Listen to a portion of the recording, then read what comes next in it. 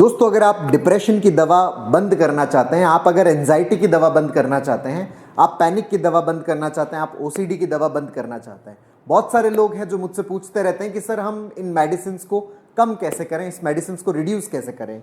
अच्छा, अगर आप कम करना चाह रहे हैं तो इस गलती को मत कीजिएगा, अदरवाइज आपकी दवा कम होना बड़ा मुश्किल होगा। बहुत सारे लोग जो है वो जब इन चीज़ों का ट्रीटमेंट ले रहे होते हैं तो वो अपने आप को लगातार एक बिलीफ दे रहे होते हैं, लगातार अपने आप को एक थॉट दे रहे होते हैं, लगातार अपने एक विश्वास को मजबूत कर रहे होते हैं। वो कंटिन्यूसली अपने आप को यही बोल रहे होते हैं कि देखो मैं दवा खा रहा हूं इसलिए मैं ठीक हो गया, दवा खा रहा हूं इसलिए मैं ठीक हो गया, दवा खा रहा हूं इसलिए मैं ठीक हो गया, दवा से मैं पूरी तरह से ठीक हो गया। अब जब दवा चल रही है ठीक हो गया, तो जिस दिन दवा नहीं चलेगी उस दिन वापस गड़बड़ हो जाता है। क्यों? क्योंकि हमारे अंदर एक साइकोलॉजिकल डिपेंडेंस क्रिएट हो जाती है कि देखो दवा खाया इसलिए ठीक हो जाएगा, दवा खाया इसलिए ठीक हो गया, तो जिस दिन दवा नहीं होगी उस दिन वापस प्रॉब्लम क्रिएट हो जाती है। तो ये वाला जो बिलीफ है वो एक रॉन्ग बिलीफ है, ऐसा मत करिएगा।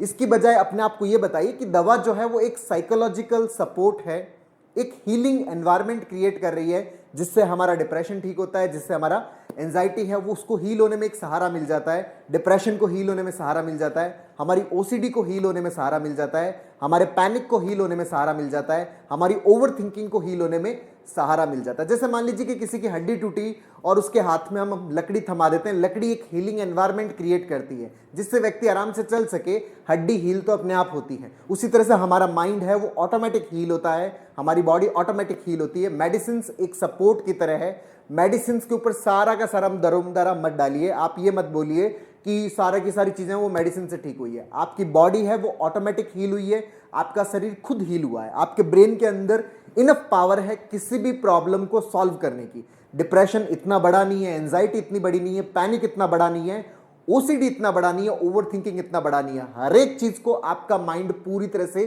ठीक कर लेता है। लेकिन अगर हम कंटिन्यूसली अपने आप को ये बिलीफ देते रहते हैं, कंटिन्यूसली अपने इस विश्वास को मजबूत करते रहते हैं, तो धीरे धीरे हमारे अंदर एक साइकोलॉजिकल डिपेंडेंस क्रिएट होती है। यही वजह है कि लोग इन दवाओं को छोड़ नहीं पाते। तो अगर आप इस दवा को छोड़ना चाहते हैं तो अपने बिलीफ सिस्टम को सही करिए। आप दवा की वजह से नहीं, अपने आप ठीक हो रहे हैं, अपनी विल पावर की वजह से ठीक हो रहे हैं, अपनी पॉजिटिविटी की वजह से ठीक हो रहे हैं। आपकी बॉडी के अंदर जो इनर एनर्जी है उस एनर्जी की बदौलत आप ठीक हो रहे हैं। अपने जो बिलीफ है उसको अपने इंटरनल एनर्जी के ऊपर फोकस करिए, मेडिसिन के ऊपर फोकस मत करिए। मेडिसिन सिर्फ और सिर्फ एक हीलिंग एनवायरनमेंट क्रिएट करती है। और साथ ही जिन चीज़ों की वजह से हमारा जो डिप्रेशन क्रिएट हो रहा है, जो हमारी एंजाइटी क्रिएट हो रही है, वो है हमारा नेगेटिव थिंकिंग वाला पार्ट। और ये जो नेगेटिव थिंकिंग वाला पार्ट है ये क्रिएट होता है हमारे नेगेटिव न्यूरोनल पैटर्न्स की वजह से। तो इन नेगेटिव न्यूरोनल पैटर्न्स को भी करेक्ट करिए।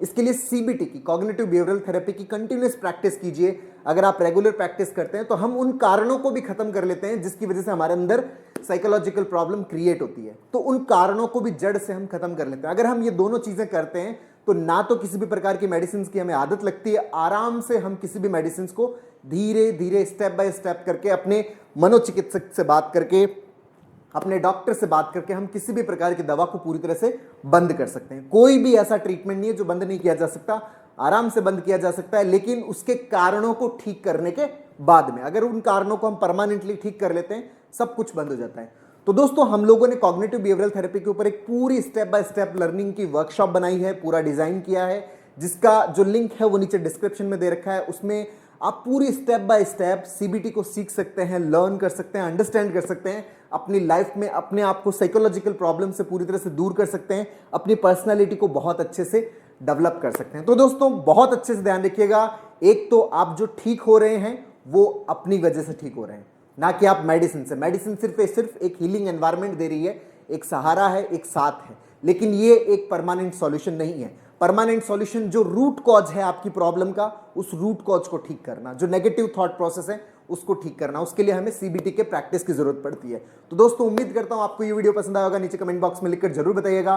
और अब तक यदि आपने मेरे यूट्यूब चैनल DRKTV को सब्सक्राइब नहीं किया तो प्लीज उसे सब्सक्राइब करें, ताकि मेरे नए वीडियो का नोटिफिकेशन आप तक सबसे पहले पहुंचे। बहुत बहुत धन्यवाद दोस्तों। जय हिंद, जय भारत।